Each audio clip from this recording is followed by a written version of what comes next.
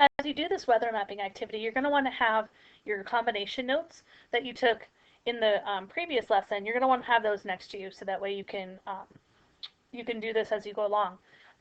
On those notes also, on the back side of them, I'm going to show you how to do a weather station using this example, and so you're going to want to make sure that you have that information on the back of your handout. So you're going to take a little bit of notes while I'm going through this example. So in my example, and I'm just going to kind of make this up as I go along, you're going to follow the scenario that you're given. So in my scenario here, we're going to have an area, there's an area of low pressure that's sitting here over Nogales, and an area of high pressure that is sitting over Billings, Montana. My scenario tells me that I have a cold front that extends out from the area of low pressure, and it goes up towards Medford, Oregon. So I've got to move my thing around a little bit. And you'll see that my front connects to my area of low pressure, and that my front actually goes the whole way. So if it says that it extends out towards Medford, then my cold front is really going to extend all the way out towards Medford. Now I've got one thing that I did wrong on here, and that is that the little arrows on here should be pointing in the direction that the arrow is moving. And around an area of low pressure, we know that it goes counterclockwise, which means I'm actually backwards, and I need to flip it this way.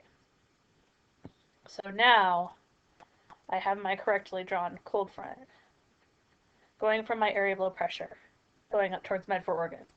And I have a warm front, my scenario tells me, that goes from the area of low pressure, and it goes up to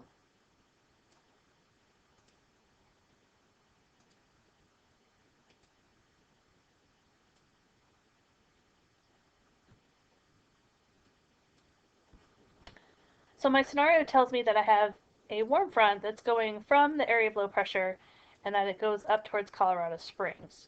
So I'm going to make this just a touch smaller. So it actually just goes to Colorado Springs. And once again, the air moves counterclockwise around the low. Therefore, I have my symbols on the side that's showing that it moves in a counterclockwise direction. Now, the next part of your scenario gives you 4 cities, and it tells you to put a weather station at each one of those cities that shows us what the weather would be like at those particular areas. So a weather station is shown with a circle.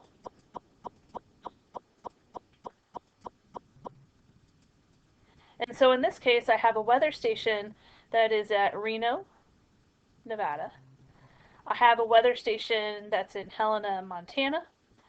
I have one that is in Santa Fe, and I have one that's over here in Fargo. So I have to say what it is. What does the weather look like?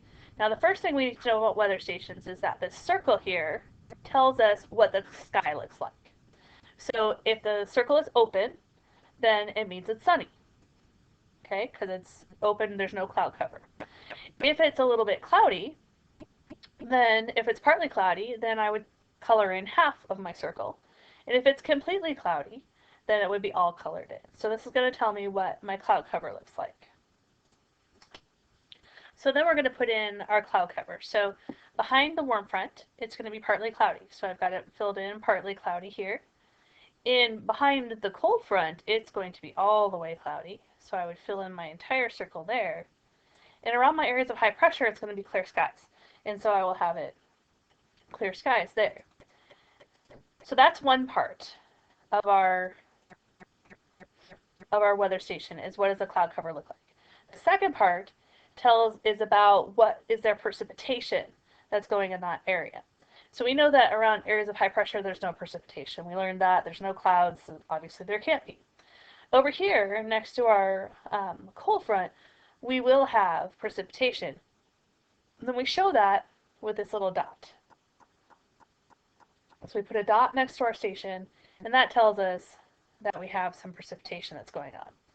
But we can also have thunderstorms. So I'm going to move my dot over there a little bit, and I'm going to put in my thunderstorm symbol next to my dot. So that tells me that there's also storms going on. So it's raining and it's thunderstorming. It's like a little lightning bolt coming down.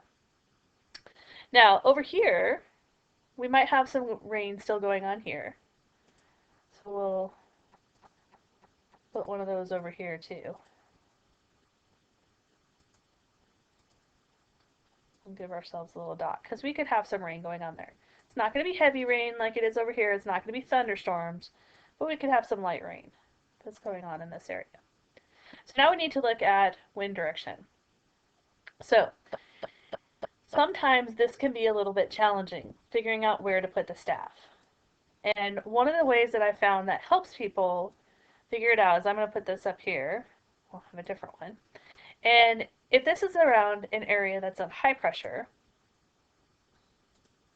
so let's say it's near a high, we know that air moves clockwise around the high.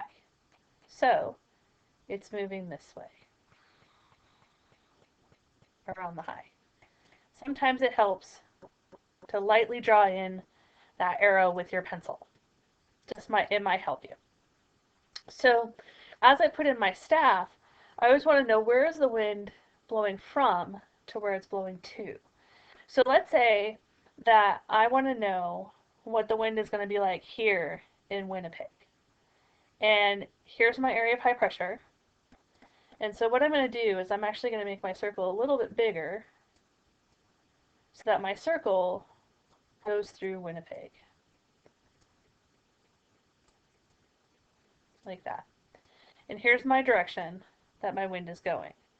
So what that tells me is that if my weather station was right here, come on, and we'll put another one there. Maybe.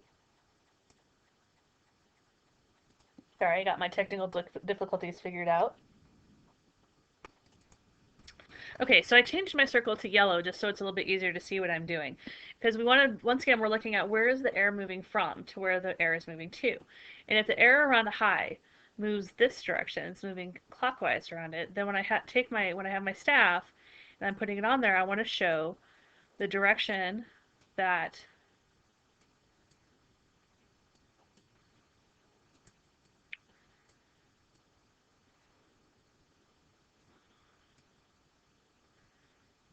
being problematic a little bit.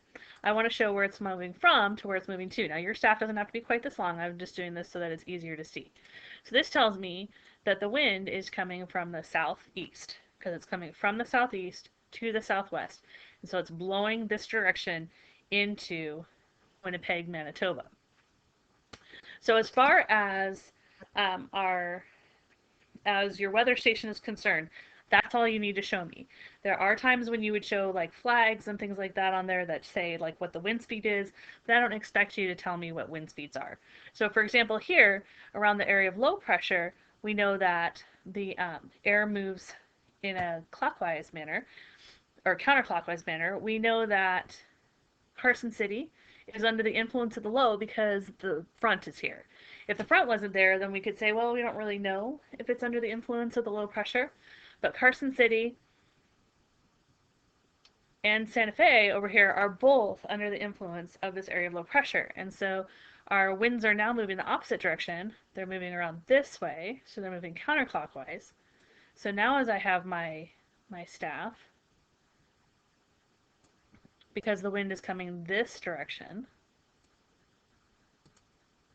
okay, my air is coming around the area of low pressure like this,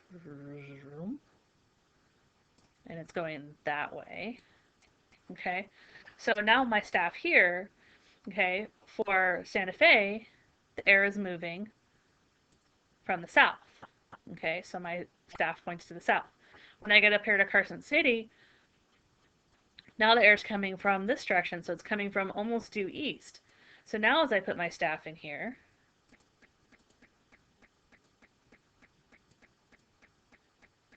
my staff is showing that the air is moving from the east to the west. So you're going to have a few things that you're putting on your map. You're going to have the area of low pressure, the area of high pressure. You have to show your warm and cold fronts.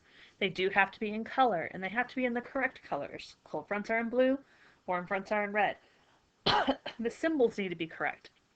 The cold front needs to have the pointy triangles on here, and the warm front needs to have the half moon circles. That's the symbol, and it makes a difference. Okay, when we're talking about what does a symbol stand for, and somebody being able to read your map and to know exactly, like if you looked at my map here, if you knew how to read these symbols, you would know exactly what it said on that piece of paper about those conditions and where it was, what you're looking for. So you need to have the weather stations, you need to show the cloud cover, you need to show the wind direction, and you need to show if it's raining or not in that particular location.